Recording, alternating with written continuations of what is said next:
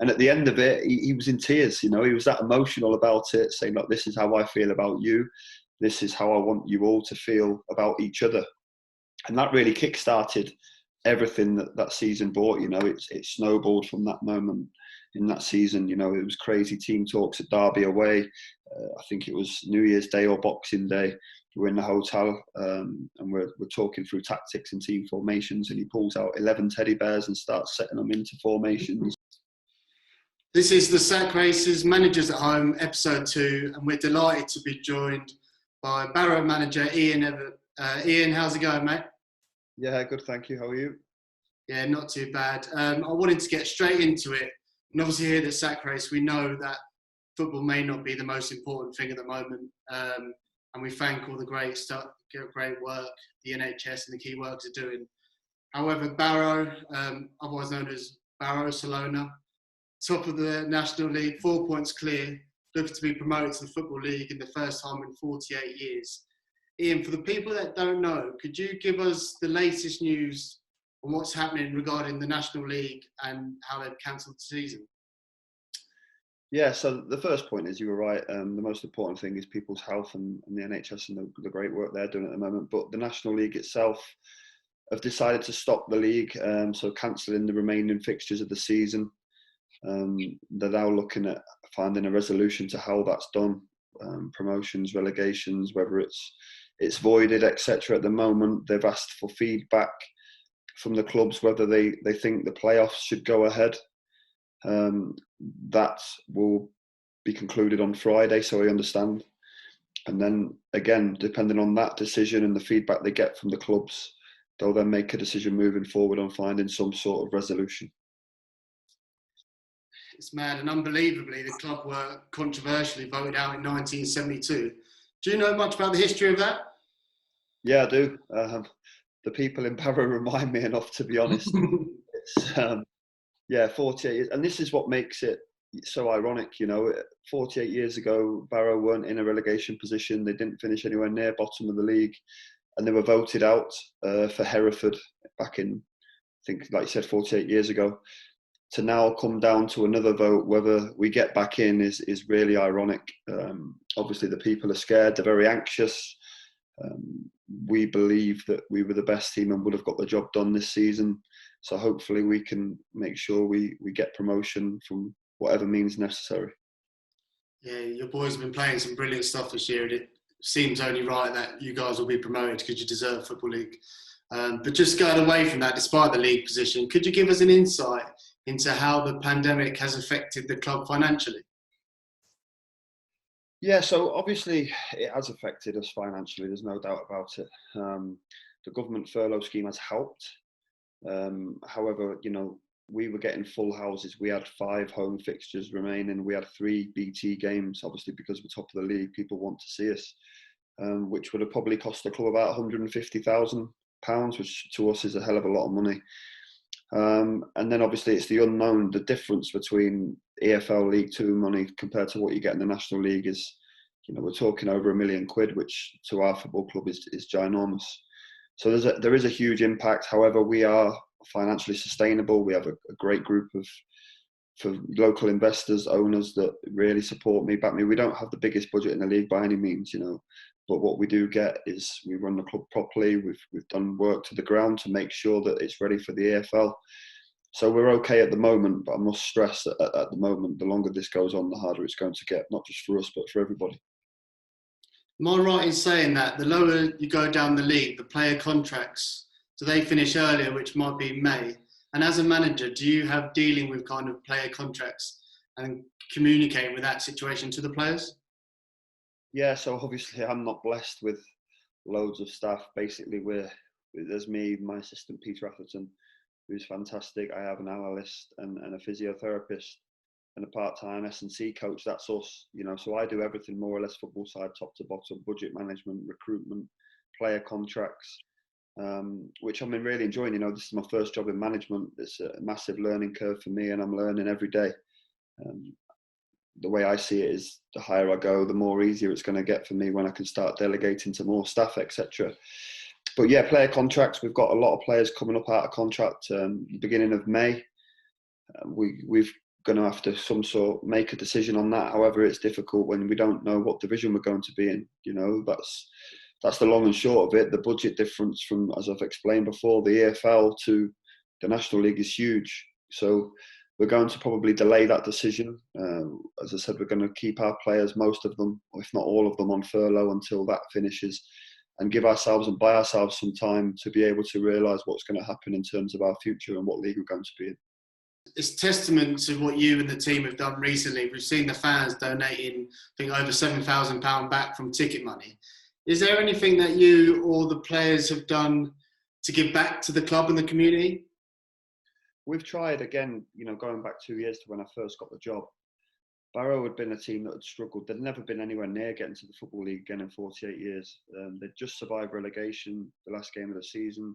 I took over with us training in Manchester. There's no real connection there day to day with the supporters.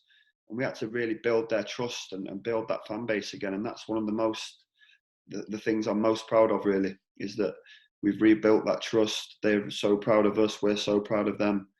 And as I said, it's kind of, I call it a perfect storm. We've all come together at the right time. We're all pushing in the right direction, whether it's players, staff, board of directors, fans. Everybody's going in the right direction, and it's created something special this season. Where, as I said, it's amazing that even at this stage of the season, the stage of the world and the economy, to donate £7,000 out of their own hard-earned money is fantastic for us. You signed John Rooney, and he's now your captain. What's your relationship like with him, and how important do you feel it is manager-captain relationship, and how have you worked together to communicate with the players? Yeah, so obviously he's my captain. He's my captain because he sets an amazing standard in training and on the pitch. You know, to score, I think, 20 goals in all competitions from central midfield is fantastic. Now, John's a quiet lad. You know, everyone seems to put him and speak about his brother and about what his brother achieves, and always kind of puts him in that bracket. He doesn't like to speak about Wayne. They're very close, but they're very, you know, personal about what they share with everybody else about their relationship and their family, which is fair enough. You know, John in his own right is a fantastic footballer. I treat all my players the same, whether they're captain or not. I think it's important that you gain their respect and trust, that you have that bond and relationship with them all. There's no favourites with me. Everyone gets treated the same, and there's no difference between a captain and whether you're 17th, 18th, 19th man. You know, we talk about it in management a lot. It's the 20%, you know, 100% of your squad, 80% are happy because they're playing, but it's that other 20% that you've really got to keep engaged, keep on board, keep them pushing in the right direction, pushing the starting 11. It's those ones that you need to concentrate on, not so much the starting 11. Have you been communicating with any other managers during this time? If so, who, and what have you been talking about? To be honest, yes. I spoke to Richie Wellens at length at Swindon. We did our coaching badges together, and we played against each other a lot as players. So I know Richie well. Obviously, the topic of conversation is this, really. And do you know anything that I don't? How are you coping? What are you doing with your players? And then a few in the National League, Solihull's manager, Aldershot's, Boreham Woods. I spoke to other people in the game, directors, chairman, etc.